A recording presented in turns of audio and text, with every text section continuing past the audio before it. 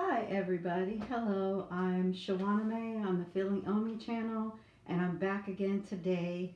Not live, I don't have enough followers yet, so if you're watching this and you're not following me, please click the subscribe button and the notification bell so that you get notified every time that I do a video. And once I get 1,000 followers, I believe then I'll be eligible for live cast. So today I'm doing a part 2 for the baby blanket that I'm creating for my grandson. I have to title this video. I didn't title it yet. This is the quilt that I'm working on, a very basic quilt. If you watch the first video that I posted regarding the beginner's baby quilt, you will see more information about this quilt. So this is a very simple pattern that I created, and today I'm just going to be cutting out the fabric that I used. You can go back and watch the first video. And what I'm going to be doing with this fabric and this pattern is creating a quilt out of an old blanket that my grandmother and my great-grandmother started.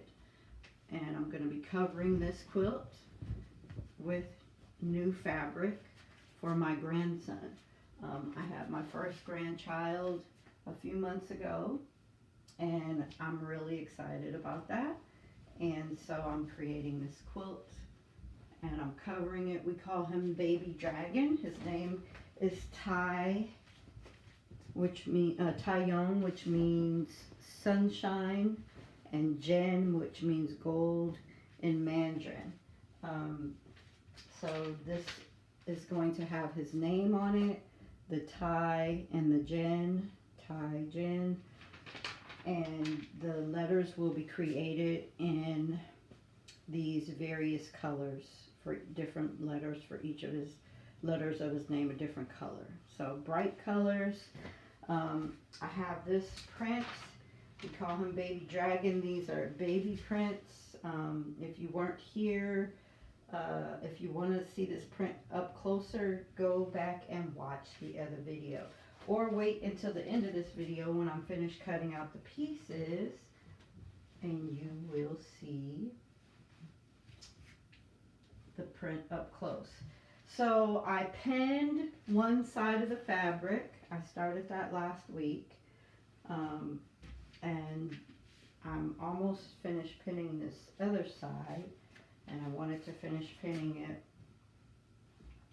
in this video so you can see what I'm doing. So I'm basically going along the bias, and the bias of the fabric is the part where the manufacturer prints that little color code or the name of the fabric and where it's printed. That's the bias. So I'm pinning along the bias of the fabric. So this would be the bias, and the opposite direction would be against the bias. So if you're cutting the same direction as the bias on the fabric, you will be cutting with the bias, and if you cut across that, you'll be going against the bias. Okay? So I'm just going to finish pinning this, and then we're going to cut it. I'm taking this very casual. I'm not in a rush to finish this. I will post videos for every step that I do.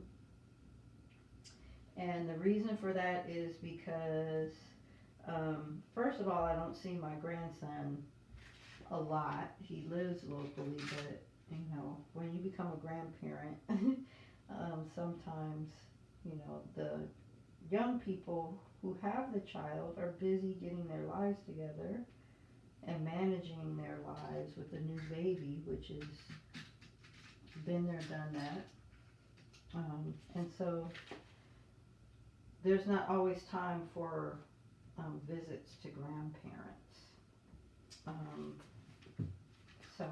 But I've gotten to see him and hold him and play with him, and he's adorable. He is a doll. There we go. Let's see. This is him. That's my grandson. Okay, so basically what I'm doing now is I'm cutting this fabric, and my directions are telling me to cut the blue-gray in half along the bias down the middle, which would be the center fold where I have this. There's a center fold in this blue-gray fabric. You can't really see it, but after I cut this, that's where I'm going to cut it to make my patches. And these will be the 4 patches that come from the blue-gray.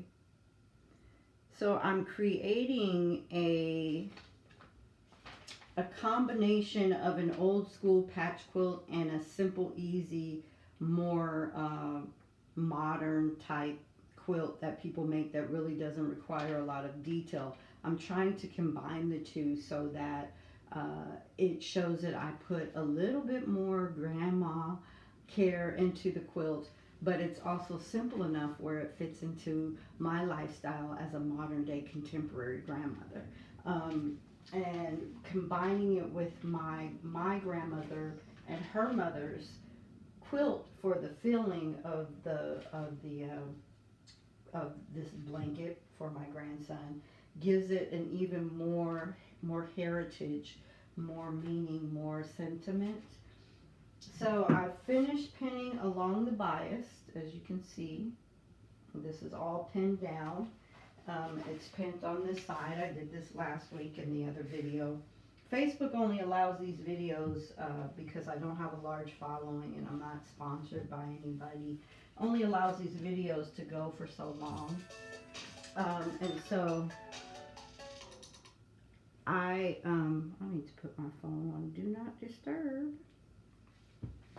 So I am going to try and finish this with the quickness. We are already 7 minutes into what I think they only allow up to 20 some odd minutes to.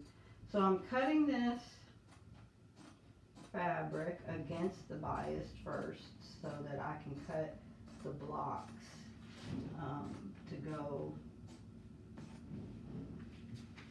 with the bias down the center. It just so happened that I purchased this blue-gray fabric in the perfect size to make the blocks fit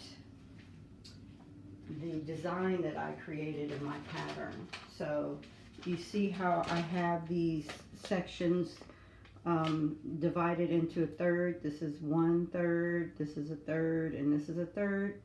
And this is the blue-gray fabric. I just bought wide enough fabric to make the quilt come out to this design for the shape of the actual quilt that my grandmothers made. So I cut the quilt that my grandmothers made in half to make this baby blanket for my grandson. So if you were to put these two pictures together, my grandmother's quilt was the size of these two pictures together. I cut it down the middle, right? And so now I have 2 pieces of my grandmother's quilt, and the gray blue fabric that I bought is just the perfect width to make a block to go on the front side and the back side of my grandson's quilt to give it that nostalgic patch quilt effect without the tedious work of creating an all patch quilt like how my grandmothers did. This would be a patch quilt. See all these different patches and different shapes and designs. Yeah, I have a couple more that are finished that are a lot more fancy than this that they also did together. Yeah, I have yet to be brave enough to create a quilt such as this with all the different patches. So I want to keep it fun and simple until I get to that point and I'm ready to be more skilled to do that type of tedious work. Requires a lot of cutting, a lot of geometric design. Those women were architects. They were smart cookies to be able to create quilts like that and designs like that. Just sometimes on their own, you know, without a pattern, creating their own pattern, which is what I prefer to do. I prefer creating my own pattern. I am not the most prolific seamstress, but I do consider myself a seamstress. I've sewed professionally, and I put my phone on Do Not Disturb, and it's still ringing. I don't get that. Let's see. So I've sewn professionally, and I've done wedding gowns, reconstructed wedding gowns. I've sewn for entertainers.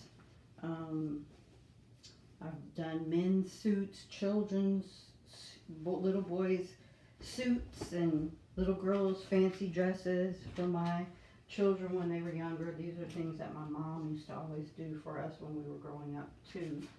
So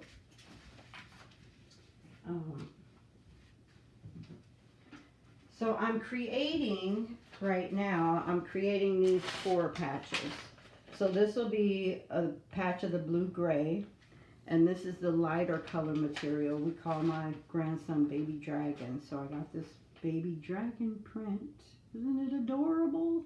So there are going to be 4 patches, and although these light color patches will match the center piece, which will just be a straight rectangular piece, same color, but the center one will have his name on it, so it'll stand out and be a little different from the patches that are this color in the corners of the quilt. So it'll have 4 patches on each side of the quilt. The front, it'll be a light color patch, and then it'll be a darker color patch with this print, which is also another baby dragon. Can you see that? Look at the dragon. They look like little Lego men. I love this print. And it's a little bit more big boy print, so it'll be appealing to him as he gets older. So it's not just a baby infant, you know, images on there. So then my next step in the next video will be to do the letterings of his name. So what I'll do in the next video is cut out the letters of his name. I'll create the patterns before we come on, and I'll pin them to the fabric, and we'll cut out the letters of his name, and I'll go over with you all how I created the pattern, okay? And then we'll have all the suggested pieces to the quilt ready to sew together, except for the border. I don't know if you can see that. Around the border, I'm going to take more of the white fabric, and I'm going to make a border around the edge. Unless I decide to get a different color fabric. I don't know. Maybe, maybe not. I have to go out and purchase a different color fabric. I might do a solid color around the border. Or I could even create a border out of these, because I'm sure I'll have enough fabric left over from these to create a border if I decide to do that. Maybe, maybe not. We'll see. We'll see once we cut everything out. All right, so where are we as far as time goes? We got about 5 minutes left. So with the 5 minutes, I'm going to cut the patches. We're going to cut 4 patches, and the directions told me to cut with the bias along the center of the gray fabric. So I just folded the gray fabric in half. This is the bias, as you can see. And I'm basically using the fold prints of the fabric as a guide. So I'm just folding it in half, and I'm going to cut this into 4 sections. So I'll have 4 of the gray and blue print and 4 of the lighter print. So we're basically just going to cut across. So we're going to cut one way and then we're going to cut the other way. So we're going to cut along this way, across the long way, and then we're going to cut that again down the middle. So that'll give us 4 blocks like this, okay? So if YouTube kicks me off before I cut these, when we come back, you'll see that, okay? So here we go. Make sure you got them folded as evenly as possible. I think we're pretty good on that. I could stick another pin in here.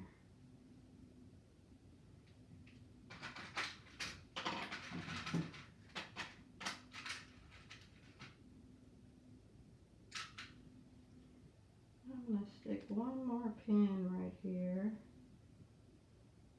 and flatten that out.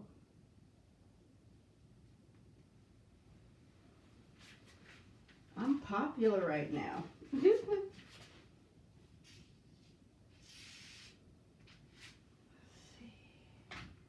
I think I can cut it just fine by just following the line down the center without folding it. Let's do it that way. Okay. So we're just cutting this in half. Following the line down the center. It doesn't have to be perfect. That's the thing that I do. Even when I sew it professionally, like most people cook by taste, by sight, by the way it feels, I sew like that. And I think it's because as a little girl, I watched my mother sew so much that visually I can measure things pretty close to what the measurements are just visually by looking. Comes in handy when you're doing home repairs and things like that too. Alright, so there we got down the center along the bias. And then we're going to cut that in half and get our 4 blocks, like so.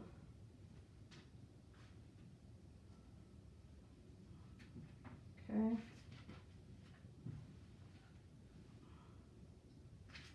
And like I said, it doesn't have to be absolutely perfect. You want to get it as close as you possibly can.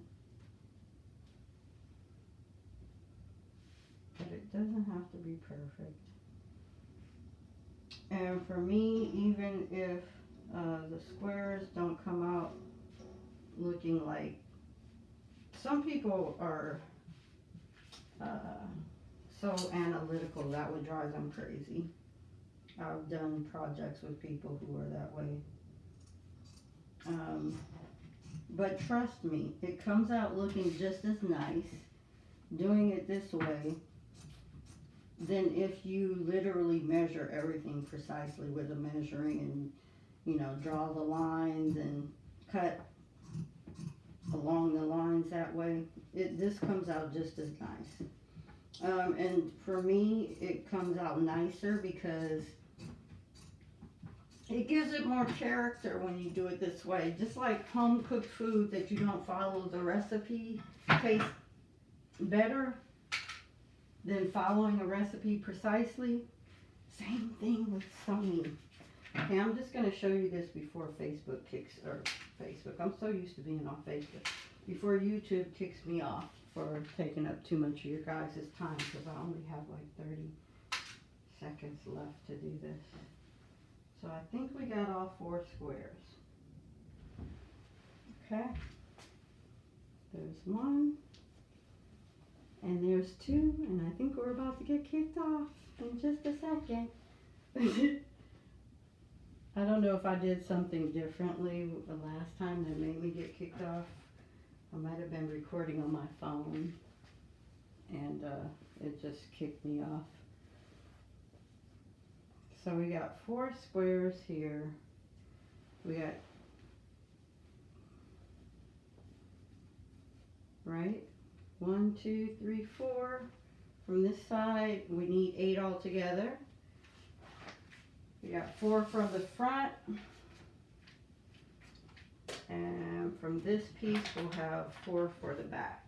So we're going to basically do the same thing and cut this piece in half like this. We're going to fold that and cut it in half, and that'll give us our 8 squares for the front and back. 1, 2, 3, 4, 5, 6, 7, 8. Okay, so that'll give us our 4 patches. Makes a simple patch quilt effect to a more contemporary, easy peasy quilt. Just requires a little bit of effort. And like I said, I'm doing it all by sight. You can do the same, and your family member, your loved one that you give it to is gonna love it because you made it. And it's not some generic, already, all you gotta do is sew ribbon around the edges kind of quilt, already pre-made. It's actually one that you put your heart into, some of your own personal flavor into, okay? So basically now we're just going to cut this one in half also. And then we'll have our 4 squares.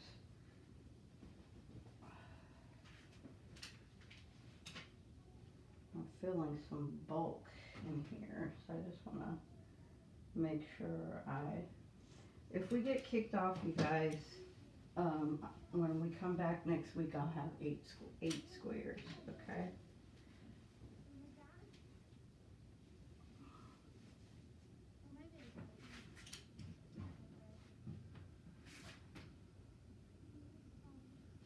That's how we'll do that. We'll fold it this way. If it doesn't work one way, do it the other way. So I'm folding it this way. And we're just going to cut that in half. All right.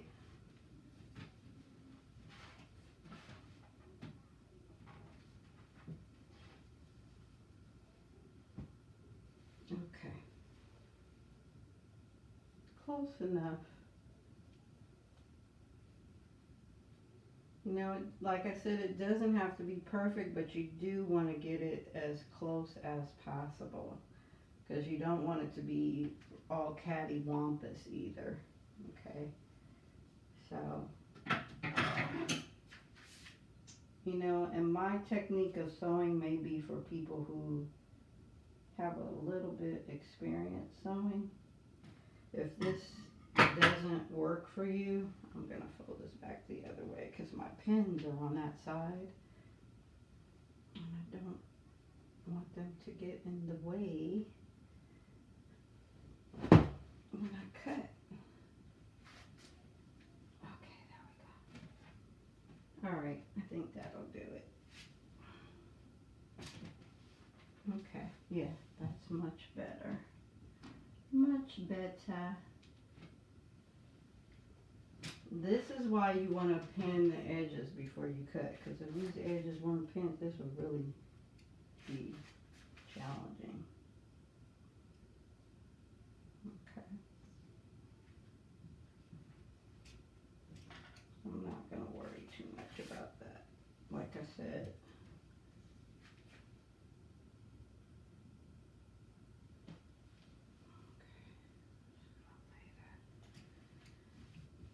flat and cut along the edge. Okay, so I got that laid out. Just trying to get some of the wrinkles in the middle out, but I think this will be fine. It's not too bad.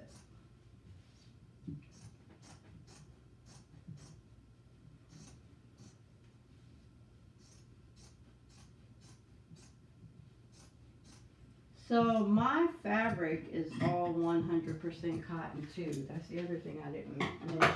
It does make a difference, the type of fabric that you do, how you want to sew, how you're going to sew.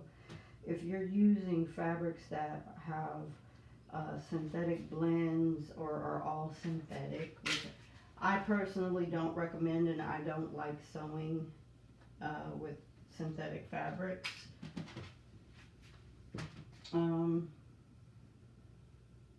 The way that you cut and pin and sew will be different depending on the texture of the fabric, the slipperiness, and so on and so forth. So when I sew, you're going to find that I tend to sew mostly, if not all the time, 95, 99, 95.9, 99.9, somewhere in there percent of the time, I'm sewing with fabric that's a natural fabric. And that's because for me, they're easier to work with. And I just like the feel of natural fabrics. They're better for the environment also. Let's see, so we should have 4 of each. We got 1, I'm gonna put them all together. We got 1,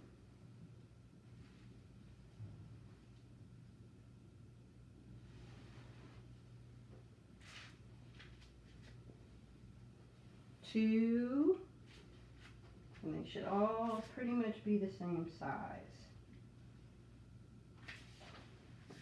They may not be exactly, but they're going to be hecka close to the same size. Ooh, she said hecka. That's a grandma. A California grandma at that.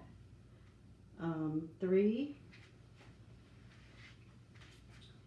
Okay. And they are all pretty much the same size. You did good, Nani. Hey. And 4. Baby dragon. So we got 4 of the white.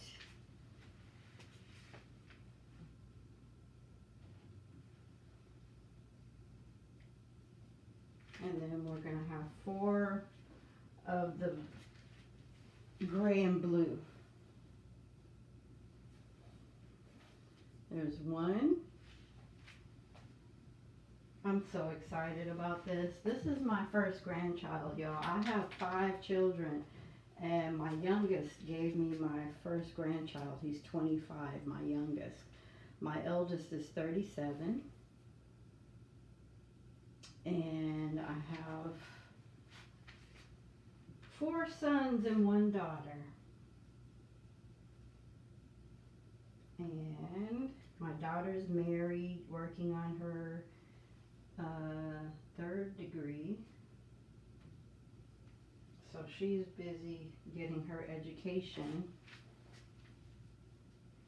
and being a newlywed. And there's 3 squares.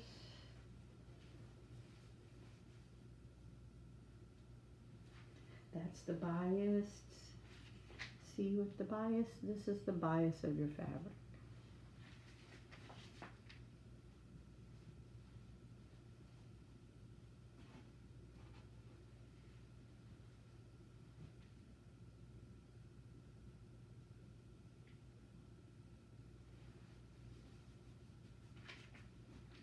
And they all turned out just about the same size, so very good. And this is 4. Okay? Like I said, they don't have to be perfect. I like things when they're not perfect. To me, they exude more love, more personality, more character. So we have 4 pieces of each of the colors, right? Which gives us our 8 patches. There'll be 4 on the front and 4 on the back. 2 of each color on the front and on the back. This is the quilt. So there's 4 patches on the front and 4 patches on the back. Right? See, even my drawing on this pattern, my line could have been up there, but that's okay. And even if my blanket came out like this, it gives it more character. It doesn't all have to be perfectly matched. It doesn't have to. Okay? So, but my pieces all came out pretty geometrically the same. So the actual quilt will come out where it looks more like everything is geometrically in line. Okay? And now all I have to do is cut this big centerpiece of the white for the front and the back, and then cut all the letters of his name. We're going to do Tai Jin. So Tai will be on the front, Jin will be on the back, and each letter of his name will have a different color. So that'll be the next video. Thank you all for watching. I'm so grateful. Please tell your friends about my channel. I'm hoping to get more subscribers so that I can actually become a force in the YouTube world and sharing the things that I do. So thank you very much. Peace and blessings. Namaste. Assalamu alaikum. Have a beautiful day. Guten Tag. All of those things. Kumbawa. It's not evening. Mushi mushi. Okay. Thank you so much for watching. Peace and blessings. Peace.